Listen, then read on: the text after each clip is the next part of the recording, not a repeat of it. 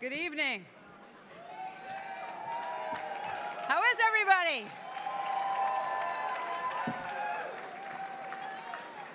So we've already had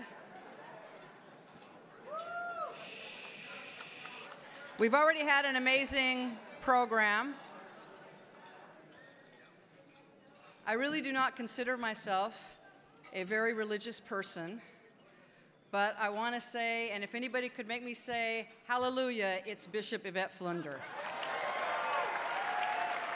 Love you, love you.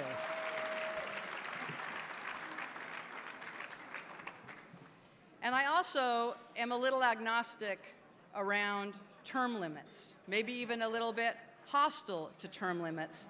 Never more hostile than knowing that because we have term limits in California, Mark Leno will no longer be in the California Senate. I first met Mark in 1994, which was the year I moved to San Francisco from my home state of Utah. It was a good move. I'm glad I made the move. Mark was a small business owner. I was just starting my job as legal director at the National Center for Lesbian Rights. Mark owned Budget Signs. So the entire time that I have been in San Francisco, now 22 years, I have known Mark Leno. My only regret is that I did not move here earlier so that I could have also met his longtime love, Douglas, who died in 1990. But I would like to think that not only I and all of you, but also Doug, have been witnesses to Mark's remarkable political career. First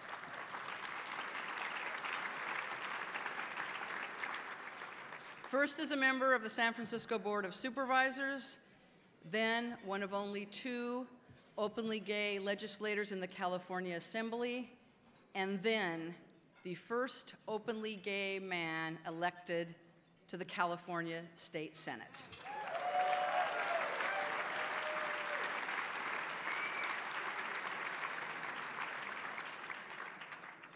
The list of Mark's achievements is far too long than the time I have tonight, but I just have one statistic. In his time in the Assembly and the Senate, Mark is responsible for 161 new pieces of legislation in California.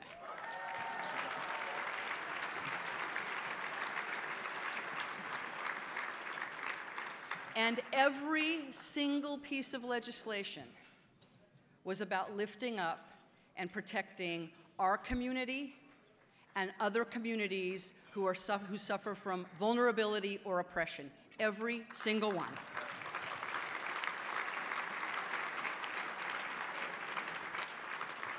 I just want to run through a quick, a very short snapshot of some of these pieces of legislation. While he was in the Assembly, first in 2005 and then in 2007, Mark authored 2 marriage equality bills, which were the first measures to pass a state legislative body anywhere in the country, to be then later, of course, vetoed by Governor Schwarzenegger, who, can we just say, was on the wrong effing side of history.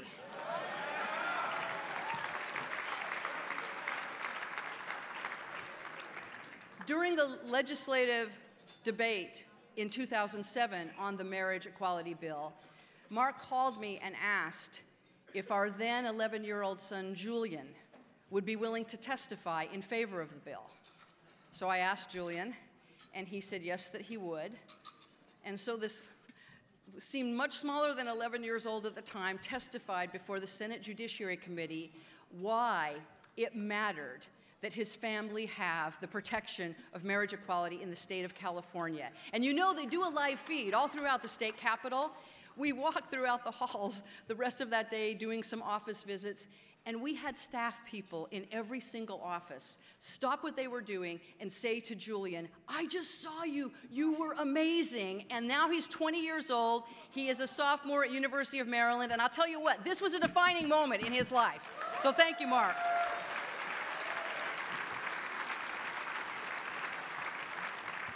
In 2003, AB 196, which clarifies that the California Fair Employment and Housing Act bans gender-based discrimination.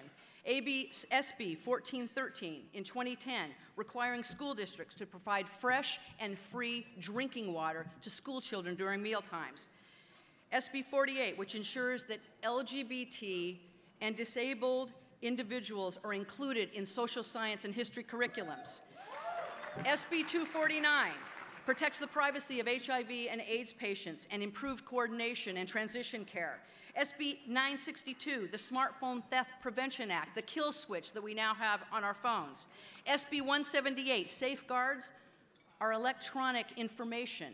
And if any, for every California resident from any government entity must obtain a search warrant before they have access to our electronic data.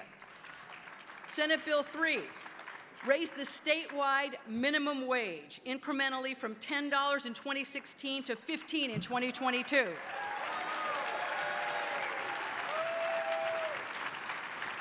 SB 546 improves transparency in large group healthcare insurance, requiring that insurance companies justify their rate hikes. SB 25 redefined e-cigarettes as tobacco, thereby banning them in public places. And just this week, bills signed by the governor, authored by Senator Leno. Housing protection for San Francisco school teachers, a law to prohibit wrongful incarceration, his foreclosure prevention bill for surviving spouses, and an end to solitary confinement of young people.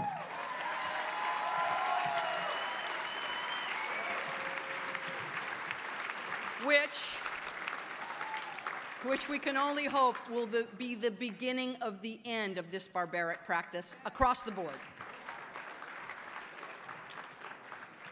What is the common through line through all of this legislation? And again, just a snapshot of what Senator Leno has accomplished in his time in the California legislature.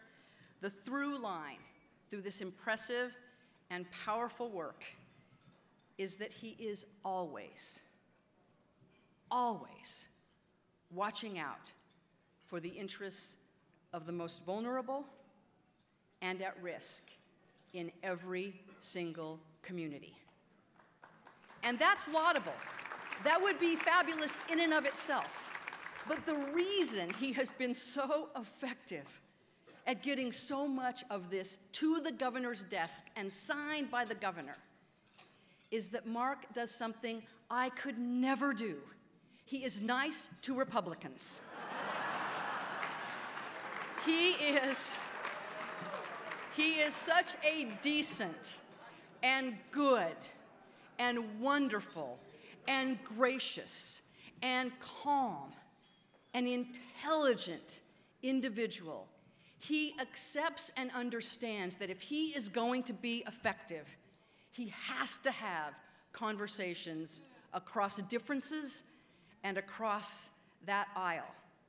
There was a beautiful piece written in the Los Angeles Times about Mark and his tenure, and in it was quoted the Senate Majority Leader, Darrell Steinberg, who said the problems in passing legislation in any legislative body is not partisanship, it's temperament.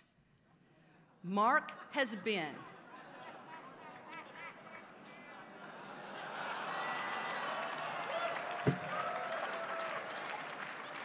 I don't know what else there is to say. Mark has been, and this is no joke, one of the most effective legislative individuals ever in the history of not just California and this nation, but he is ours. He is our community hero, and he is our national treasure. Please welcome your Senator, Mark Leno.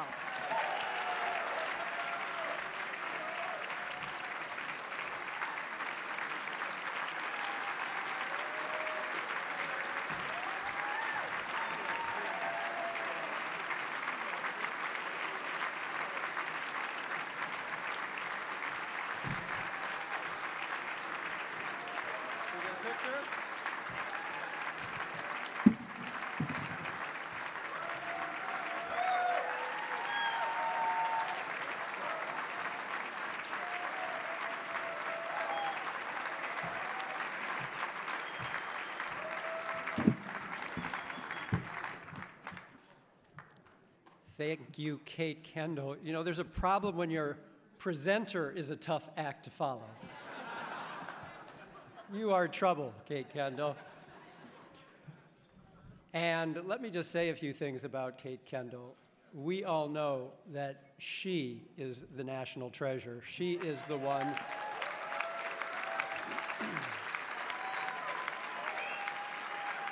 who has led a national organization now for so many years and has set a new standard for what can be accomplished in protecting the human rights of so many in this country. And we thank you, Kate.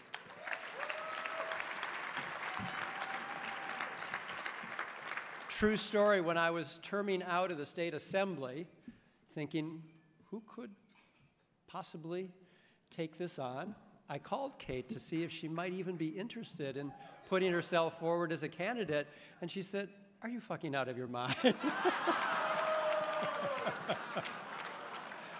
And I'm so glad she turned me down, because she's doing so much more at the National Center for Lesbian Rights. Let me also say what a special honor this is tonight for me, for a couple of reasons. And the first one, of course, is to be recognized on the same evening as Bishop Yvette Flunder, who is a hero of mine. And we go back many, many years. And also a true story, when Willie Brown was searching around to find someone to replace Susan Leal, who had been elected county treasurer in November of 1997, he announced to the world that he would replace her with a Latina lesbian. And he was struggling and struggling, but he came very close to appointing Yvette Flunder. And so it is Yvette's reason that I was appointed to the Board of Supervisors, because she said, no, thank you. But Yvette, you are miraculous, and thank you for lifting our spirits and letting us follow your vision in so many ways. In fact, one of the areas where all three of us have been involved in is with the needs of our transgender community. And at Yvette's congregation, she has welcomed so many people. Everyone is invited, of course, and feels at home there. But there is, in particular, a transcendence choir that makes the most beautiful music. And I've learned a lot from you, Yvette. Thank you very much. Around that time, I was still on the county board, around 1999, because of the inspiration from Yvette and from Kate, we put together a transgender civil rights implementation task force with the emphasis on implementation. There had been a Human Rights Commission series of hearings a couple years earlier, and a report that was done looking at the needs of our transgender community in San Francisco, its lack of access to education and employment, to housing and to health care. And so we brought together members of the community to look at all of the many needs and to prioritize them and present some recommendations to the Board of Supervisors, again, emphasizing implementation. We didn't want another report going up on a shelf that wouldn't be looked at for another 10 years. And so that commission determined that access to health care was the most important. And so we drafted a local ordinance that would provide equal access to the city and county health plan for the city and county's transgender employees, which numbered around 17 out of 27,000 at the time. Every headline of every paper had the words, "County to pay for sex change operations." And we worked with them and tried to tell them that's not exactly what we're doing. That would be a part of it, but that's not what we're doing. And because of all those headlines, I got my first call to appear on the Bill O'Reilly show. And my staff had to tell me who he was. I didn't even know. I know now. And so they said, "And trust us, you do not want to do this interview." And my response was, "Oh no, of course, I am going to do this interview." And so it's not as if they fly you to New York to be in a studio. I went to a studio on Lower Broadway here in San Francisco, and in a little dark room, I had an earplug in my ear and talked into a television lens. So he could see me, but I could not see him. So there's a disadvantage right away because the nuances of debate and conversation, I was literally in the dark. So first things out of his mouth was, "Supervisor, why should my tax dollars go to pay for someone's sex change operation?" I said, "Well, Bill, let me tell you what we're doing. If you are a non-transgender employee of the city and county of San Francisco and you are in need of psychiatric therapy or hormonal therapy, if you need a mastectomy or a hysterectomy, the county health plan will pay for every penny of it. But if you are in need of identical medical care as a transgender employee, the county health plan pays for none of it." And when I finished, he said, "Supervisor, you make a compelling argument."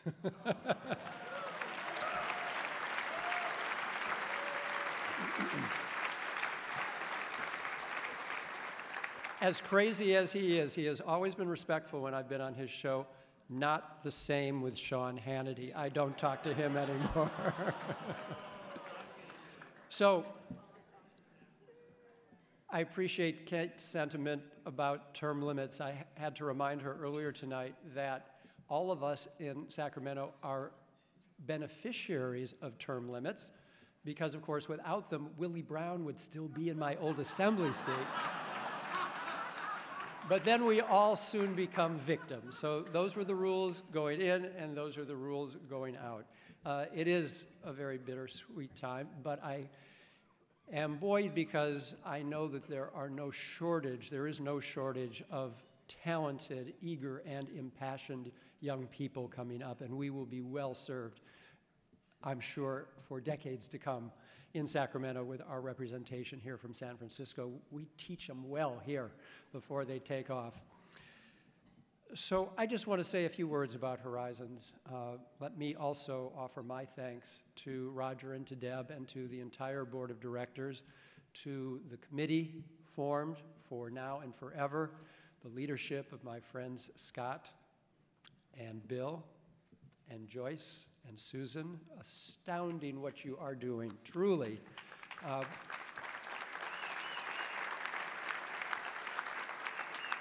If you have not yet had the joy of being contacted by them, it is hard and time-consuming labor because these are one-on-one conversations, and they put their heart and soul into every one of those to make the case for what we're building here and why this is so important, what Horizons does, and what this particular capital campaign will accomplish. And then they do it again and again and again.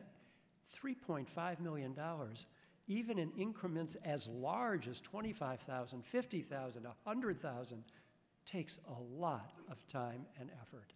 So I'm familiar with that kind of fundraising. Having, along with our good friend Jody Cole, raised a similar amount of money for the capital campaign for the LGBT Community Center.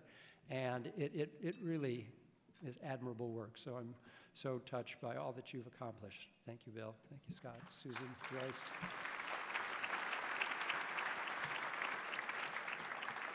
And then just to end with a personal story in that my connection with the Horizons Foundation goes back over 35 years.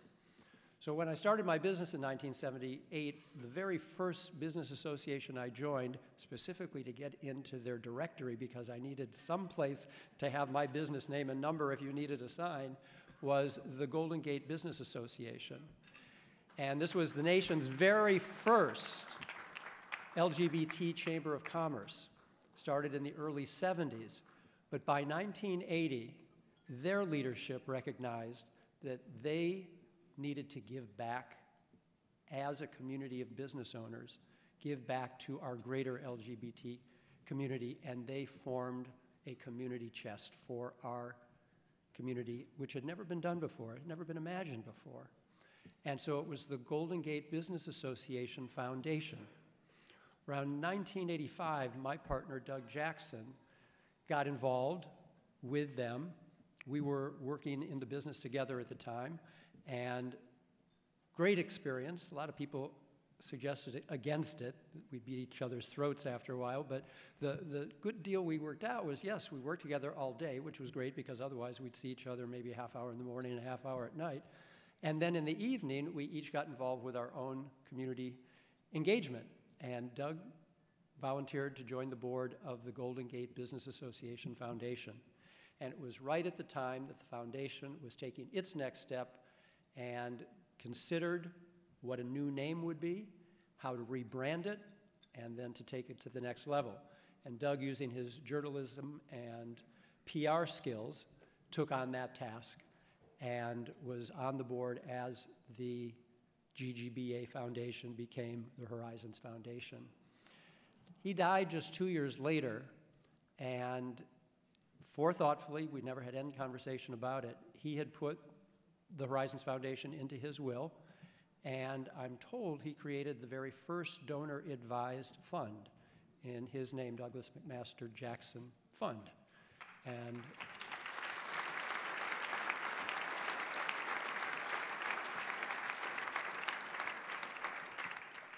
so you don't forget little things like that. And so I know I'll be engaged with the Horizons Foundation for the length of my days. In Doug's last year, he was very involved with his Episcopal church in the Haight-Ashbury All Saints Episcopal. And as we were having dinner at night, we'd say each a prayer, my Hebrew prayer, his prayer, and he'd said a little prayer, nothing extraordinary about it, but it has stayed with me forever. He said, "And bless all those who are sick and those who are caring for those who are sick."